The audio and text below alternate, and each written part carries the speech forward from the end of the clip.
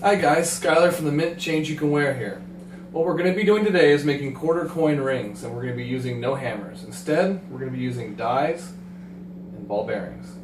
So this will be the first video where we're going to do quarters. We're going to do another video after this with half dollars, and then finally Morgans. So stay tuned. So what we're going to be doing today is showing how to make a coin ring out of a quarter without hammering. So we've chosen a state quarter for this one. And if you were interested in how to make the hole, the best way of making the hole, what size to make the hole, well, it's easy with quarters. Half inch is always the size I use for quarters. And I will link my video on how to make the best way to make a hole to in the description of this video. So for the interest of time, I'm going to just not do it. Already start with a hole in it. So this has a half-inch hole punched in it. And now we're going to go ahead and get it annealed and get it ready to go for fabricating this coin ring.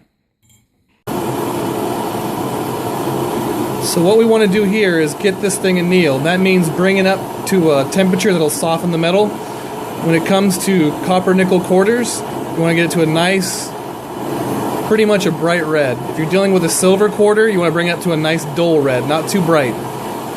Copper can take a lot more heat than silver can. So now you can tell that's about right for us now. So all we got to do is quench it in some water. And that is what we come up with now. It's nice and cool and it's quenched and ready to go. Okay, so this is the tool we're going to be using to do all the pressing. This is really one of the main tools I'm going to use. It's a 6-ton hydraulic jack type of A-frame press that I got at Harbor Freight.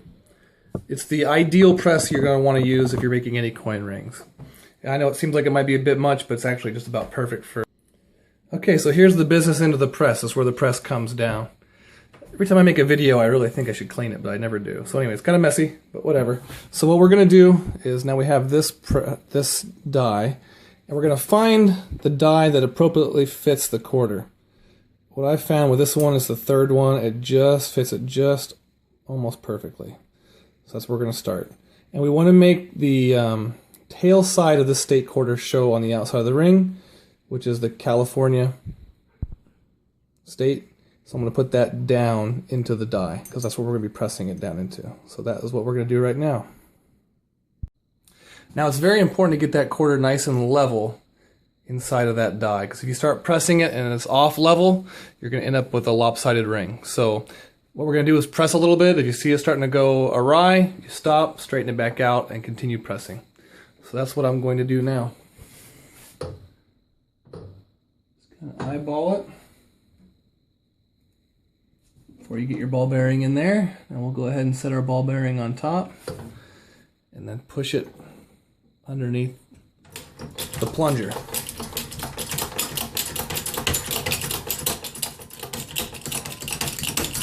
So now that we have it underneath the plunger, we'll get it all lined up.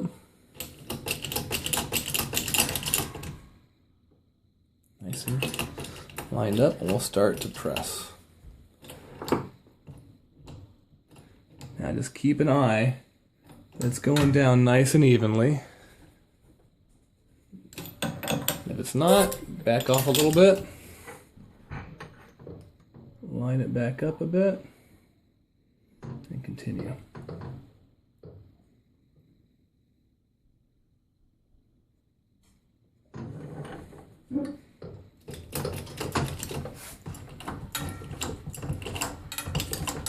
Okay, so that is at the extent that we'll be able to take it.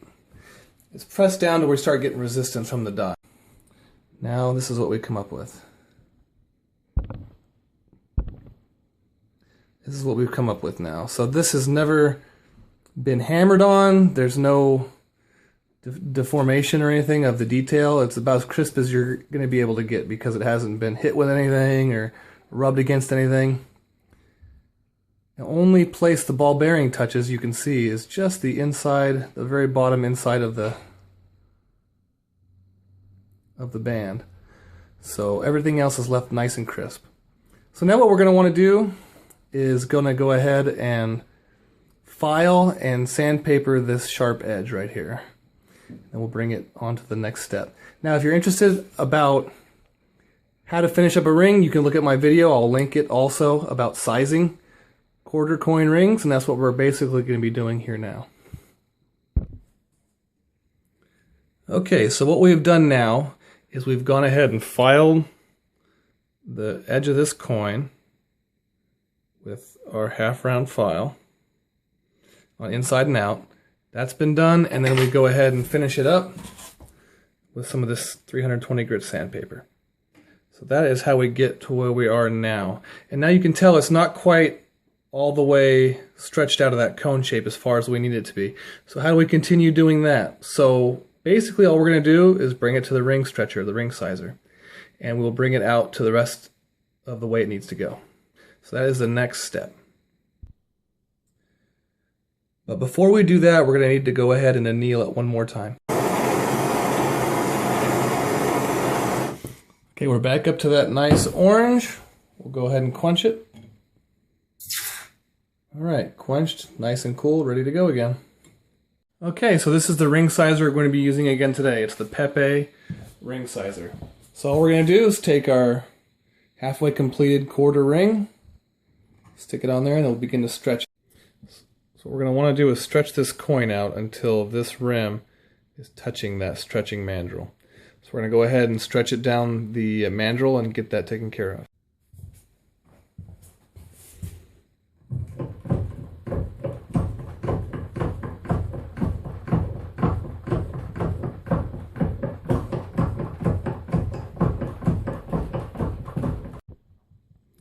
Okay, so now you can see what we've come up with. We've stretched it down the mandrel till it's now nice and snug all the way around that stretching mandrel. Now, at this point, it should be about a size 8.5 to a size 9. Also, if you want to go ahead and size this, I have linked, like I said, my sizing video. It'll show you how to bring it from a size 5 all the way up to a size 11. For these purposes, we're just going to go ahead and finish it up the way it is. Okay, so you can see it ended up right about a size 9. So what we're going to go ahead and do with state quarter coin rings, you have to reduce it a full size in order to get rid of that taper that's on it. And we'll go ahead and do that right now.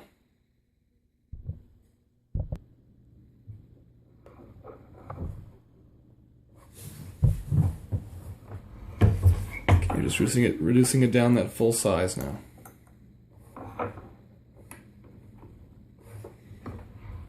That should be about it right there. Alright, you can see it's just below an 8, which is just about a little bit over a full size reduced. That's going to be perfect. So what we're going to want to do now is file the inside of that coin ring right here where that coin reed edging is, and then we'll get rid of any sharp edges there, and that should bring it right to a size 8.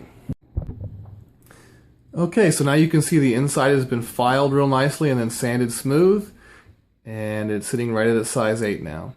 What we need to do now is go ahead and start the finishing process. Okay, finishing is a pretty simple procedure with copper nickel coin rings. What we're going to be using is 4-0 steel wool, and then we'll finish it off with a nice jewelry rag that we get from Walmart. So here we go. Just rub it on the inside a little bit, get the coin ring edge, and we'll work on the outside. We're just removing some of that blackening that came from the annealing process here. Alright, so now we end up with a product. Let's take a look at it here.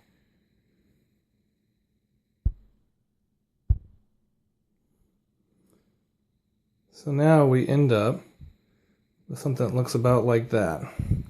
Still not quite ready, it needs to be polished out now.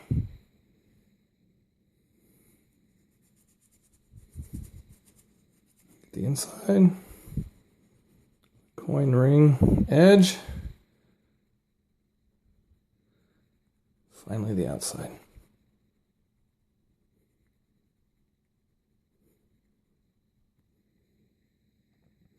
Alright, and that's what we have. That's what we came out with.